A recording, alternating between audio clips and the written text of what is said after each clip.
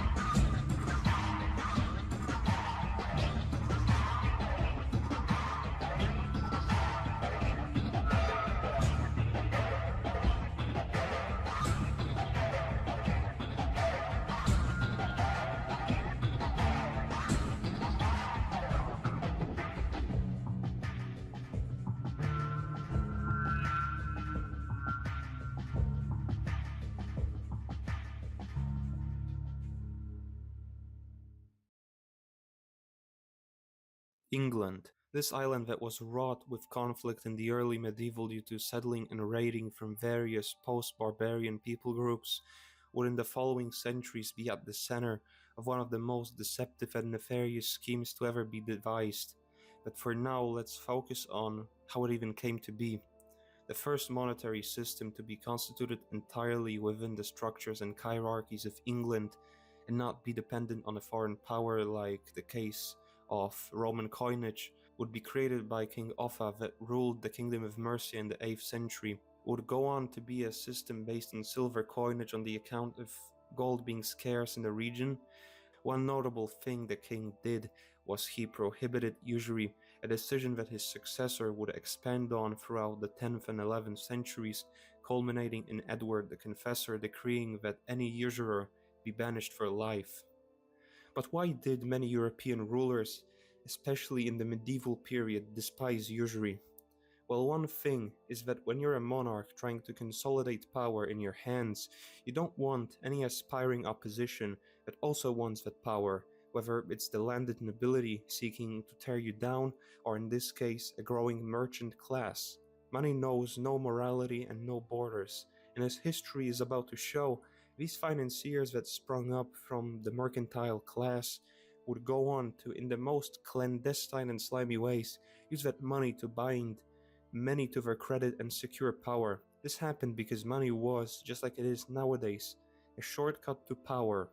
and most of the medieval royalty saw these usurers as trying to cheat the system by trying to access power through money without having any heritage, any familial bonds or history with their domains they were expanding into. They were unlawful invaders. Keen medieval rulers saw these moneylenders as dirty players and a genuine threat to security. Another thing was how the Christian church would also take a stance against usury, rooted in the tradition of the greatest European thinkers like Seneca or Aristotle, who claimed that the act of taking interest from money is unnatural and vile. The church would generally abide by these rules in its early years, but it would still participate in a hard to define gray area by, for example, investing into a business or individual and binding that person lawfully to pay out a dividend back to the church officials, and as a result, collecting returns that can't really be called interest but act very much like it, with periodic payments of a sum higher in value than at first invested. Apart from this, the church would for a long time fight usury and recognize the threat it posed to political stability, inspiring many medieval rulers to abide by this doctrine. The first mass arrival of moneylenders in England happened coincidentally with the entrance of Brazilians into the country. I cannot possibly fathom a connection being made between the two, but alas, one thing that has to be noted is the fact of how after the defeat of King Harold II by William the Conqueror in 1066, the victorious Norman king invited the Brazilians to move from their Norman domain into newly conquered England, and for the first time in centuries allowed usury to be practiced on the island under his own protection. The sources, however limited, we could possibly, maybe just could, deduce that he might have received funding from said moneylenders for his campaign, and in return allowed them to expand their financial operation into England. The Brazilians, for the next few centuries, would go on to be under constant royal protection, seeking safety under the wings of the monarch, presumably in return for financial favors or even as a result of straight up financial dependency of the crown upon their money. You cannot underestimate how dependent on funding from the usurers the new Norman aristocracy was, as it was seen for the longest time as a foreign entity by the native English commoners and nobility alike. As a matter of fact, the moneylenders in this period would go on to issue loans with interest rates of up to 33% per year on land mortgaged by the nobles and up to 300% per year on tools with the laborers. Within just over a century since their arrival, they have managed to assume ownership of around 1/4 of all English lands. By his death in the late 12th century, Aaron of Lincoln, a financier, was supposedly the wealthiest man in England on the basis of his liquid assets, trumping the wealth of King Henry II. During this period, the state would go on to become the enforcer of the will of these usurers and would exact payment almost in the exact same way it exacted taxes. The everyday operation of these moneylenders was so successful because ever since they came into England, they were always intertwined and incorporated within the ruling Norman aristocracy. To say that with such a hierarchy being present, the commoners, the clergy, and the nobility alike disliked the Brazilians would be an understatement, culminating in violence erupting around 1190, with many Brazilians being slaughtered and their bonds being burned, freeing up a lot of population from debt. As a result, the monarchy doubled down on exacting the interest of moneylenders, and now each loan taken by a noble was to be registered and its fulfillment was to be keenly followed by the royal authorities. As a result, many nobles falling on hard times would lose their lands and property that would be seized by the king for himself. Discontent with the worsening state of affairs, the nobles would repeatedly revolt, culminating with Edward I being forced to abolish all forms of usury throughout the 13th century and compelling the Brazilian population of 16,511 to leave England forever. It would be just one of the very numerous expulsions of the Brazilians throughout European history and would also by complete coincidence ushering the age of prosperity in England. From the 13th century onwards, England experienced what we could call a golden age, as not only was there no state debt, but the taxes were moderate, pay was decent, and as a result of the many laborers having more free time, with up to 180 days in the year being holidays, we saw the construction of some of Europe's greatest cathedrals. It is said that the living standard of 15th century England would only be surpassed in the 19th century.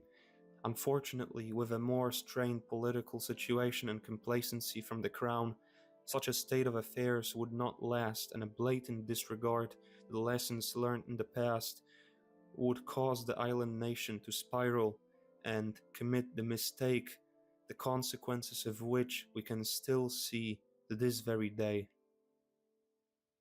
But let's not get too ahead of ourselves. It's the year 1492, and the English are still enjoying a period of relative prosperity, and this year a very notable population of Spanish Brazilians and Marranos, that being Brazilians that converted to Christianity voluntarily or by force, but still practiced their religion in secret, would be banished from Spain. They weren't particularly liked, to say the least, mostly as a result of being seen as traitorous because of their alliance and cooperation with the many Muslim rulers which had occupied the Iberian Peninsula from the 8th to the 15th century. With the Reconquista drawing to a successful end, their entire population would be banished and would start seeking new domains to expand into. The thing is, however, money lending was decried as immoral by the church, especially when practiced by a Christian lending money to other Christians. It would become increasingly popular in the highly mercantile seafaring cities on the European shores, even on the overwhelmingly Catholic Mediterranean coast. There were many European and Brazilian banking families in Italy being sheltered by city elites from having to abide by the Christian moral code, being allowed to pay a very low fine that, rather than actually deterring the bankers from practicing usury, made them even more entrenched by whittling away at the smaller aspiring competition. It is very well known that the Vatican would borrow money often from the 14th to the 16th century, going against its own teachings, but one thing that might partially explain this hypocrisy is how four of the popes ruling from the 15th and 16th centuries themselves came from a very influential Italian banking family called Medici. Financiers would bribe the church with preferable rates and donations to keep themselves afloat and flourishing in a highly mercantile economy, and so many popes would shelter usurers under their own wings and rely on them for financial support. But unlike the more secular states of Northern Europe, the Mediterranean bankers would still be trumped in power and reach by the church, always being the stronger institution and very often coming into conflict with the Brazilian banking families, especially when Italian families would have so much influence over the church as to have the Pope from their own family.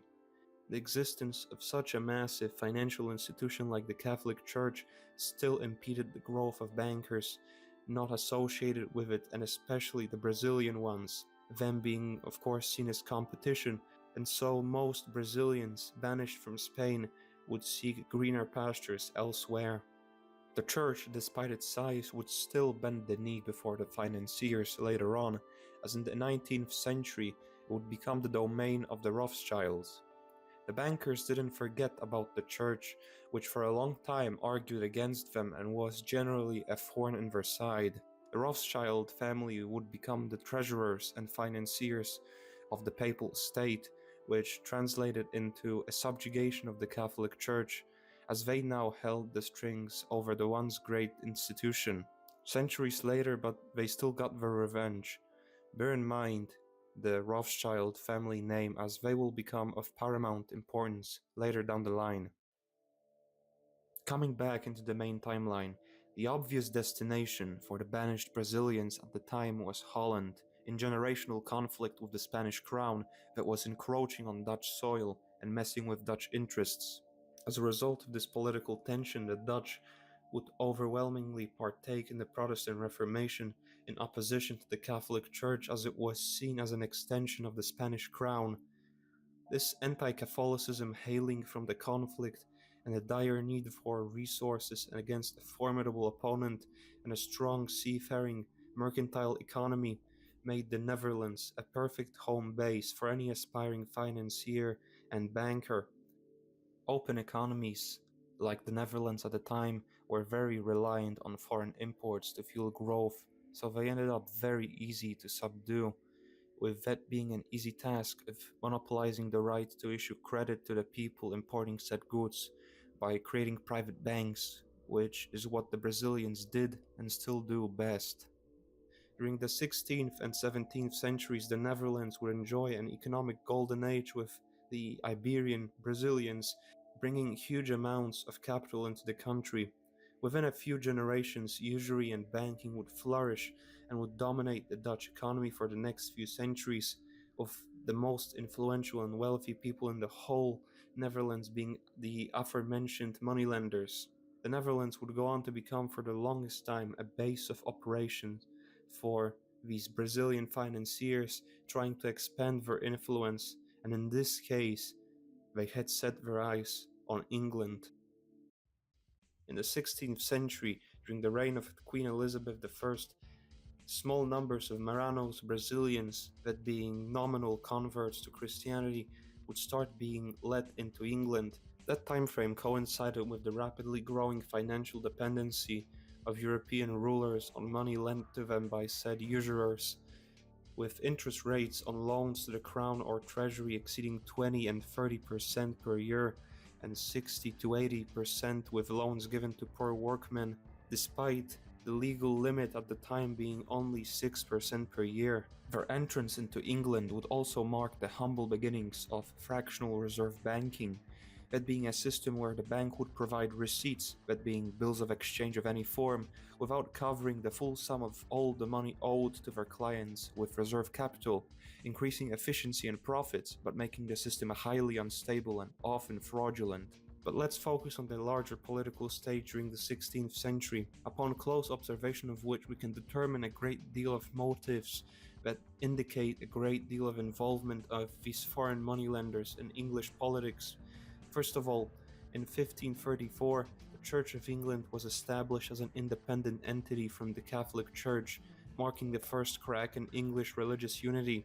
If you wanted to, let's say, increase your influence over the English people, you could possibly exploit this newfound division within the church to, under the guise of a religious war, seize the control of the government by picking or creating a side to the conflict and making that side entirely dependent on your funding, and in return they will do your bidding. That's exactly what happened in 17th century England when the flames of religious disunity were fanned with Puritans being agitated against the Anglicans.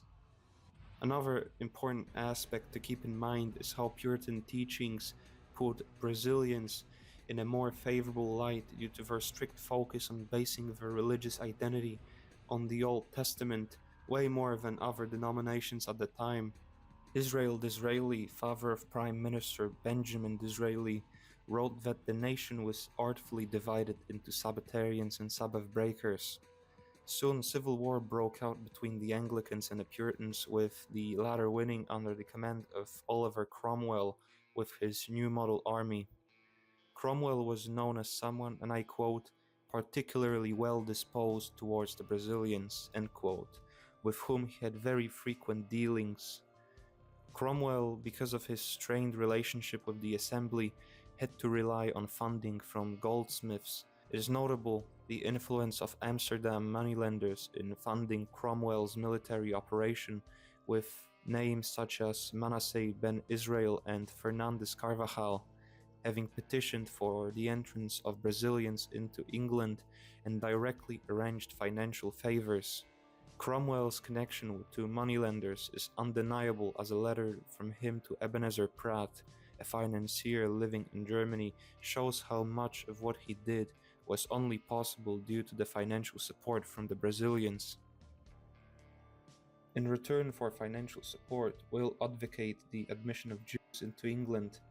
This, however, impossible while Charles still living, Charles cannot be executed without trial, adequate grounds for which do not at present exist. Therefore advise that Charles be assassinated, but will have nothing to do with arrangements for procuring an assassin, though willing to help him in his escape.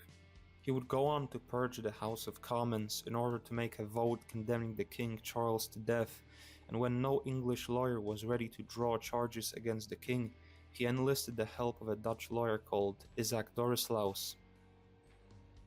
Regicide having taken place, Charles II, the executed king's son, would be the last monarch to issue banknotes entirely within his own right, as he passed two acts that would set in motion one of the most profoundly important transfers of wealth and power in human history. Firstly, in 1663, the Act for the Encouragement of Trade, which allowed exporting of all foreign coin or bullion of gold or silver free of interdict, regulation, or duties of any kind. This meant that foreigners could now accumulate wealth with gold and silver outside of England itself. That meant a transfer of wealth outside the jurisdiction of the Crown and the possibility of creating banks completely independent of the English state. The second act was passed in 1666, called the Act for the Encouragement of Coinage.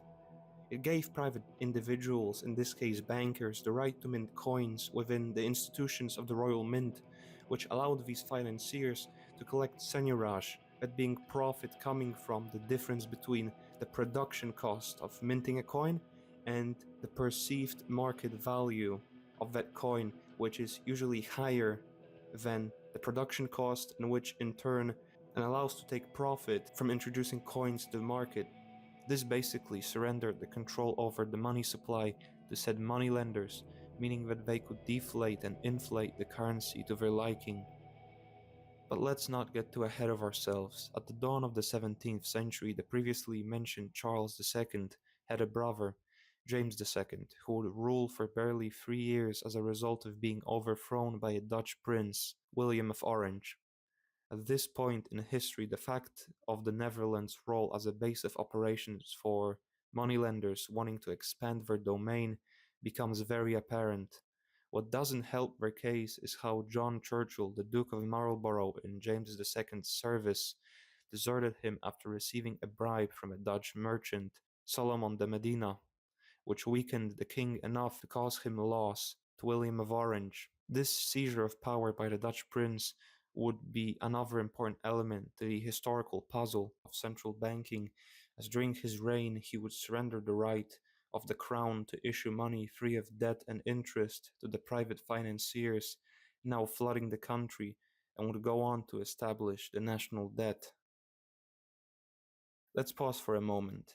How was it that the Brazilian bankers managed to enact so much influence on European rulers and politicians that they always would find or manufacture some person that would do their bidding? First of all, if anything, usury is a very profitable business. It allows to not only sack the poor falling on hard times trying to make ends meet, but also the royalty in desperate need of a cash infusion just to keep them afloat on the political stage.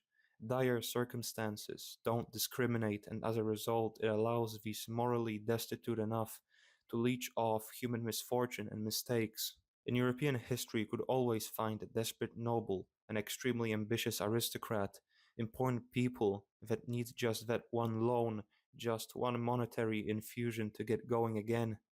And that's how you bind not only the poor commoners, but the influential nobles, all the heads of the nations, to your credit, your money, and your influence. Second of all, why were they so successful in subduing state by state? Brazilian morality works different to European morality. They did and still do believe themselves to be superior to outsiders. Not only that, also as a result of that feeling of supremacy, allow for worse treatment of the outsiders of their religion, as according to their scriptures you can cheat, mistreat, and scam any outsider to their faith. They form extremely hermetic societies, don't assimilate, very rarely marry outside their societies, and as a result accumulate and retain wealth more efficiently. Compare this to a European Christian which was told that all people are going to be judged equally, that to swindle and cheat is in no case acceptable. Christian scripture reinforced a feeling of empathy or pity towards non-believers, not superiority, or didn't make much mention of the God's particular affection towards them, more focusing on universalism. To better see the difference in morality, let me ask you a question. Have you ever seen a Brazilian religious mission?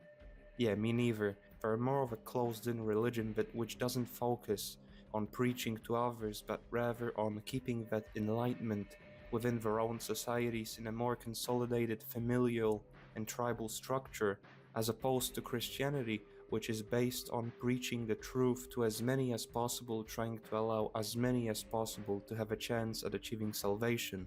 Implanting these people in a society as a minority will in turn amplify the majority population's hate for the hermetic, non-assimilationist, superiority complex-fueled attitude, and further stoke the Brazilians' pride and disdain of outsiders.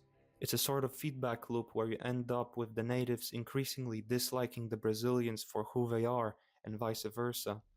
The Brazilians had the perfect combination of a morality based on in-group loyalty, paired with a disdain of outsiders and a non-assimilationist attitude, combined with being barred from participating in most trades as a result of reciprocal dislike from the natives. They ended up dominating the banking sector while exploiting the weaknesses of the European people bit by bit, trapping entire nations in dependency to their money.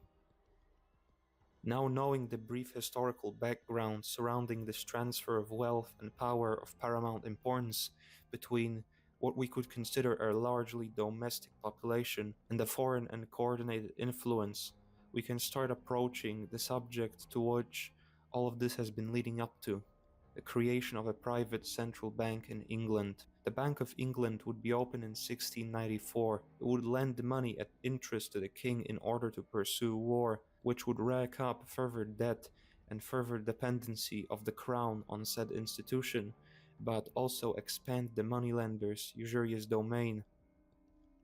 Key to understanding the nefarious nature of the establishment of the Bank of England is analyzing the very bill that was passed that made the bank operational was itself passed with only 42 members being present in the House of Commons out of the total 514. Such was the case because the vote was called in the middle of the summer and most members of the House were away in the countryside tending to farming duties, as most of them were rural noblemen. The title of the bill, just like the previously mentioned acts that laid the foundation, made little mention of the intended establishment of the Bank of England, as the bill itself was called an Act granting to their Majesties several rates and duties upon tonnage of ships and vessels, upon beer, ale, and other liquors.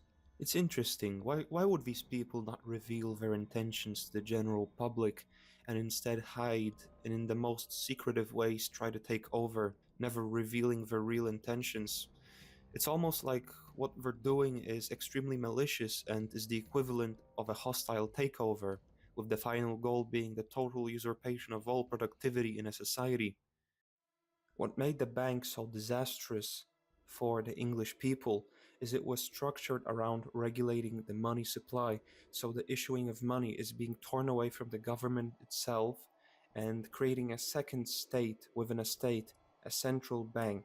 The thing is, managing fiscal policy and the treasury is basically the best shortcut to power. You usurp the only meaningful resource in the entire government, more important than the army, more important than any treaty or support of the people. What happened in England was nothing short of just a power transfer, nothing different from taking over the government, except the only thing the financiers did differently is they didn't make any glaring changes to the system and kept the forms of old relevant, with the monarch being supposedly the head of the state.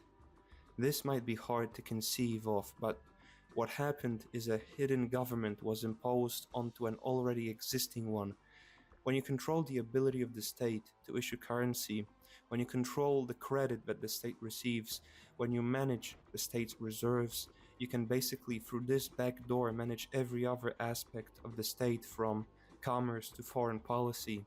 What I'm talking about when I mention the transfer of wealth and power is exactly this: a second ceiling to an already existing government, a usurpation of power from what we can see as the head of the state into the hands of a clandestine group of financiers.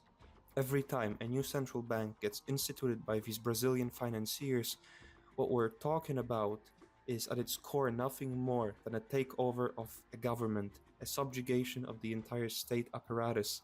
It is an invasion, but with the difference that it doesn't instantly remove all signs of the old regime, it doesn't depose of old forms of the government, but rather stealthily implants itself into it. Alongside indebting the crown to the moneylenders, the act also introduced numerous new taxes that were supposed to pay interest on all present and future debts, including a land tax, paper tax, poll tax, salt tax, stamp tax, window tax, a tax on births, marriages, deaths, and bachelors, and most importantly, an income tax levied at 20%, applying to all sources of revenue. But what was the real purpose of a bank like this? As a matter of fact, what is the purpose of any other central bank modeled after the Bank of England present today? Were you to believe the mainstream narrative, you'd be told that they provide credit, manage currency, deal with monetary policy, provide stability. But wait, provide stability. Up to this point, they've been only inciting wars and manipulating markets. Why would the state surrender its right to issue currency free of debt and interest? Wouldn't that make for a more flexible fiscal policy? Why does issuing fiat currency carry interest? Why are all of these central banks being instituted by foreigners? It's almost like they're a back door into controlling the government. No, that's crazy. That can be. As a matter of fact, these banks only exist because our ancestors lost the fight with this cabal of financiers. There's no other reason as to why. Only why is that they're chains of dependency. These banks are like watchtowers in a prison. They're monuments to our own subjugation, and when you go through the history of their establishment, they're always instituted through intrigue and force, never merit. By 1722, majority of the bank's shares were owned by such English-sounding family names as de Medina, da Costa, Fonseca, Enriquez, Núñez, Rodriguez, Salvador, and Teixeira de Matos. After the American War of Independence, the national debt soared to £176 million. England would further its debt with each war it fought, and unsurprisingly, there would be many wars against countries that for a long time opposed the creation of a central bank on their lands. Each war would not only give an opportunity for financial expansion for the bankers, but it would also, in and of itself, necessitate increased spending, and as a result would further increase the national debt. And now every central bank from the 18th century through to the 20th century would be created in the image of the Bank of England. But let's go back to the second half of the 17th century, as I want to illustrate an interesting theory. A few years before the Bank of England was established, there already existed a central bank in Sweden, which, unlike the English one, wasn't instituted by the same cabal of financiers, but rather by a merchant named Johan Palmstrook, which wasn't much affiliated with the Brazilian bankers of the Netherlands and England. He was allowed by the Swedish king to take deposits and issue loans, as he would play an important role in financing military expenditures. Okay, knowing that, let's look into how, if you were theoretically in charge of a financial institution, could destroy another financial establishment, your competition. A so-called bank run or bank panic is when the wider public is convinced that a bank is going to fail due to a perceived inability to cover the people's deposits with real money. In simple terms, many banks back then were, and especially going into the modern period, are fractional reserve banks, meaning that they only hold a small reserve of actual cash relative to the people's deposits and loans.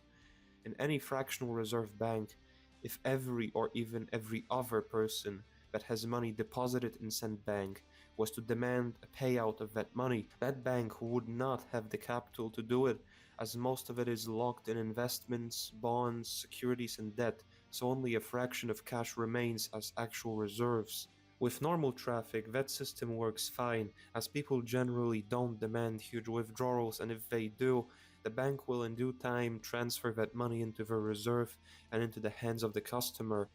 But when a rumor compelling people of the bank's financial trouble is spread or general instability is present, indicating a possibility that of the money that you deposited at that bank being at risk, people will in turn resort to as quickly as they can withdrawing as much money as they can from said bank as a response to save what they can. The problem lies in the very fact that every fractional reserve bank won't have full cover of all deposits, and a simple rumor is enough to cause insolvency and collapse a bank. Now, the Stockholm's Banco, as it was called in its final iteration, would pioneer the use of banknotes to cover for its small and fragile reserves. You see, this was a fractional reserve bank, meaning it only kept a small amount of reserves in copper, silver, and gold relative to the amount of loans and banknotes it was issuing. This model wasn't particularly new at the time and would go on to completely dominate global banking in current times, but in the 17th century it was still pretty primitive and potentially very volatile and unstable. Key to understanding the story is remembering that the Stockholm Banco was a largely independent initiative and as a result would be targeted by the English-Dutch financial establishment in a more or less directed effort to uproot their competition.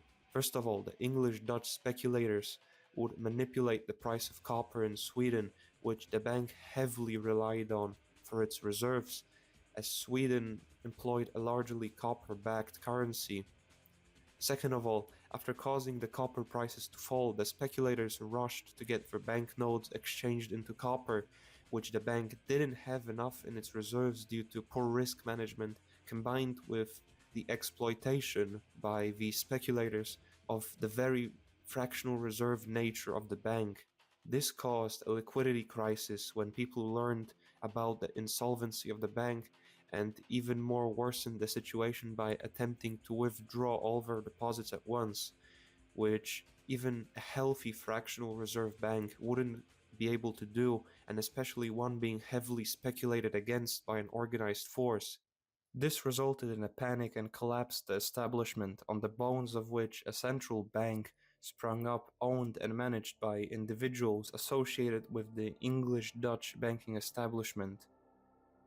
You want to know what sort of political system is most oppressive to the common man? It's one where the masses don't even know who is in charge, and guess what? That's exactly the position that the bankers have secured for themselves. Usually, we think of all sorts of absolutist regimes, totalitarian states, as the worst when it comes to the treatment of its people, but in such systems, the ruler, the government, or the party, it's still vulnerable. The people know and see clearly where their oppression is coming from, and they can focus their anger against them. But with bankers, they're not public personalities. They don't show themselves at all. They remain hidden behind the governments they have taken over. As a result, the oppressed people only know to blame the government and politicians, which can be deposed as quickly as they were instituted. The financiers can just create another government, another monarch, another party. This is the most oppressive form of government, because every bout of dissatisfaction from the masses is focused against a disposable entity and not the real source of suffering and injustice. The bankers, as a result, can get away with ruining people's livelihoods through recessions, bank runs, inflationary and deflationary spirals, revolutions, wars, supply shocks, pamphleteering, speculation runs, because in each case, the people will be manipulated into blaming a scapegoat like the government or another country. They're simply untouchable, because how can you fight someone you don't even know exists? With England and Sweden now under the financiers' control, they set their sights on two particular countries, the US and France. Their North American endeavors, which are probably the most relevant ones today, are too complex to just tack onto this video and will be talked about in detail in the second part. But the French episode warrants a look into as it will set the stage for their future world domination. Going into the 18th century, history of Western Europe was going to witness an ironic sequence of events. Remember the Norman conquest of England, which introduced a large scale organized usury into England? Well, in a sick twist of fate, the English, or rather the many bankers now holding considerable power over the crown, would try for almost a century to establish a centralized usurious system of banking in France. An interesting turn in the history of European banking is the story of the Royal Bank of France that sprung up after the death of the infamous Sun King, Louis XIV. It was established by a Scotsman called John Law with the permission of the state and became the first ever central bank in France in 1718. The key factor in this scenario is the fact that said bank most likely didn't receive support from the English-Dutch financial establishment and most likely was a largely independent affair, just like the Stockholm's Banco, which also was seen by said banking establishment as competition. What supports this theory is the fact that merely 2 years later, the bank went under as a result of a panic being spread around about the bank's supposed inability to cover its banknotes with gold and resulted with people withdrawing their deposits and actually causing insolvency problems. The search for perpetrators guilty of sinking the first central bank of France has led many to believe that the Bank of England was behind it, as in the coming decades during the French Revolution, they counterfeited French currency and caused financial chaos, seeing any independent bank in France as a direct threat to their monopoly. Leading up to the revolution, almost 50% of the state expenditures were allocated to paying interest by the French state. Private banks, operating all throughout France, would soon have their influence curbed by one ambitious Frenchman. Napoleon was known as a particularly astute political leader who would keenly observe and fight any attempts at instituting a foreign bank on French soil. He believed it was imperative to keep foreign financiers out if you want a prosperous and strong state, and instituted a bank that he would have notable influence over, as he made himself president of the bank. He abolished the rights of rival private banks to issue banknotes and supervised the creation of money and credit. On the side note, people think that every country that exists and is relevant to some extent has to have national debt, that the head of a state being financially bound to moneylenders is just a natural course of action. The case couldn't be any further from the truth. There have been many countries that went for long periods of time with the heads of state not having to borrow any money. This mainstream economic take that if you want to run a politically relevant country, you have to have an institution of national debt makes little historical sense, as Napoleon, for example, in order to finance his wars all over Europe, did everything to not fall into debt. He sold Louisiana to the United States. He subsisted off of looting his armies did. The French economy was also in genuinely good shape, managing to become very self-reliant and productive. Not to mention the fact that having control over your own state bank allows you to have a very flexible fiscal policy that weathers foreign manipulation and subterfuge to a large degree. Napoleon was his own banker and financed his campaigns almost entirely by way of production or acquisition instead of borrowing. If this guy, during when most of Europe was against him, still managed to avoid unnecessary debt for the longest time, I think it gives good evidence that the national debt doesn't have to be a necessary evil that exists, as some say, that every aspiring country has to participate in. To say that the financiers behind the Bank of England were fuming at such a display of financial sovereignty would be an understatement, as according to the Encyclopaedia Britannica, the Rothschilds pledged £100 million to the anti-French coalition during the Napoleonic Wars. After Napoleon's defeat and subsequent comeback at Waterloo, Nathan Rothschild financed all of the belligerents, including France herself, skillfully indebting all the sides and yet making Napoleon lose. So, after all of this, what's the big thing about usury? Well, one thing is that through it expressed itself a force that went on to seize absolute power all over the world. That's gonna be the subject of part 2, but what's relevant is the fact that nobody knows about this, that nobody understands who holds actual power over Western governments, that the masses pick and choose their leaders but have no idea that who they're electing to power still serves bankers first. I think it's our fault that we got swindled like this. That's what happens when you make mistakes. The fact that these financiers managed to assume power like this is quite frankly astonishing, as through methodically eroding away at the power structures of the West, they've managed to completely ensnare it. The fact is that we can learn from these mistakes. But what's the point of it, since all of these events have already played out? The lesson from this video is not that usury itself is some sort of a greatest evil, as these financiers didn't just achieve power through money lending alone. Usury was always a stepping stone. They expanded, they swindled, they conquered, they used every political trick there is to get where they are now. I don't want the takeaway from this video or the second part to be that usury is lay bad, but rather that people that used it as a means to an end are vile. If you wonder why the world is in such a dysfunctional state, look no further than the history of central banking and the people behind it.